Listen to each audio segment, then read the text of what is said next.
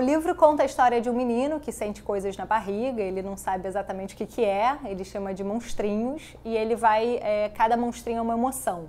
Então ajuda as crianças a identificar suas emoções, né? Então é um pouco da educação socioemocional que a gente não tem hoje nas escolas de forma estruturada e que geralmente a criança traz essa educação de casa.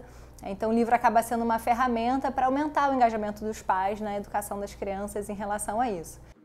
Tenho Monstros na Barriga é o primeiro livro da Tônia. A publicação chegou ao mercado por meio do financiamento coletivo via internet. Mas esta não é a única peculiaridade da obra.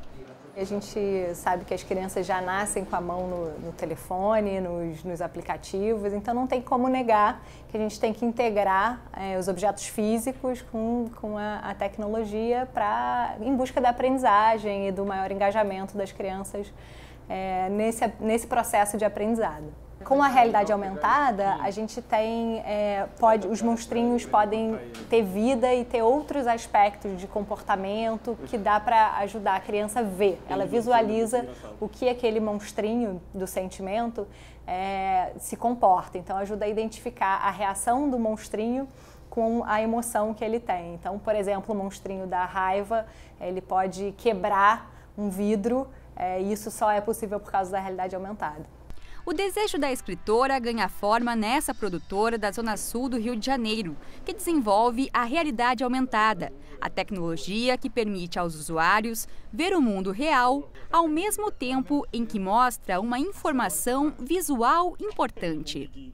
Então, assim, a realidade aumentada, ela é nada mais do que uma ferramenta, ela é nada mais do que assim como a gente criou o vídeo um dia, a gente criou a realidade aumentada. Então,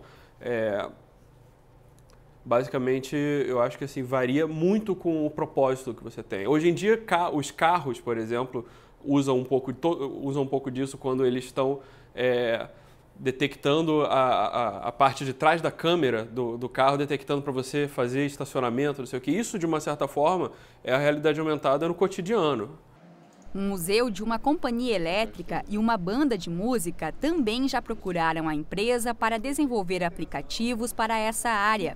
Empresas de consultorias dos Estados Unidos avaliam que o mercado da realidade aumentada pode movimentar até 120 bilhões de dólares nos próximos anos.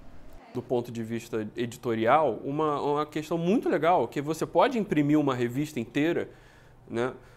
E transformar e expandir o conteúdo daquela revista, por exemplo, através da segunda camada da realidade aumentada, sem ter que imprimir mais não sei quantas milhões de revistas. Você só precisa ter o software novo, distribuído pelos celulares das pessoas, né, no final das contas. Nós que produzimos conteúdo, a gente tem que estar sempre muito sensível ao que a gente está produzindo para saber passar a mensagem de forma certa. E a RA, assim como foi o vídeo um dia, foi até mesmo a fotografia, quando ela foi criada, precisa ser pensada nesse aspecto, né? A realidade aumentada também tem sido a escolha de alguns desenvolvedores de jogos do Brasil. A ideia é fazer o jogo funcionar ao apontar o telefone ou o tablet para o tabuleiro. E também aproveitar a concentração de mais de 35 milhões de usuários de jogos digitais no país. A experiência com as imagens virtuais também é a estratégia de marketing de uma das mais bem-sucedidas franquias mundiais de jogos, mas para levar o público para o cinema e conferir o primeiro filme do rabugento pássaro que não sabe voar. Já a Disney pretende mostrar os personagens dos livros em 3 dimensões, ao mesmo tempo em que as crianças estiverem colorindo no papel. As empresas estão tateando, estão pesquisando e quando chegar aquela função, aquela aplicação matadora, eu acho que as coisas tendem a realmente ganhar um público muito maior. Mas temos uma base de usuários com os smartphones e é isso que as empresas estão usando muito para poderem massificar tanto a realidade aumentada quanto a realidade virtual. A realidade aumentada é uma das 8 tecnologias que vão modificar o comportamento das pessoas, das indústrias até 2020. Segundo um laboratório de pesquisa do Vale do Silício, região dos Estados Unidos conhecida por gerar novas inovações científicas. Mas o cenário promissor ainda exige ajustes. Eu vejo quando as grandes empresas conseguirem resolver os problemas dos equipamentos, né, que são, por exemplo, os óculos de realidade aumentada, essas coisas, aí a gente vai ter realmente uma utilidade que eu acho que vai se expandir, né, desde a medicina, que eu acho que vai ser importante na medicina, por exemplo, para acompanhamento de cirurgias, né, e em outras áreas, né, turismo, indústria, educação mesmo, né. Do ponto de vista de mercado, quando isso realmente atingir massiva, né, a população massiva, aí sim você vai ter empresas, né, que vão ser criadas ou vão ser migradas, né, para desenvolver esse tipo de aplicativo e, sem dúvida nenhuma, gera uma atividade econômica que pode gerar emprego, né, e potencial econômico mesmo, né, de ganho. Para a indústria, o recurso que usa as câmeras dos celulares e tablets para a interação pode ser mais uma alternativa diante de um antigo desafio do setor, responsável por 24% do PIB, a soma de todas as riquezas produzidas no país.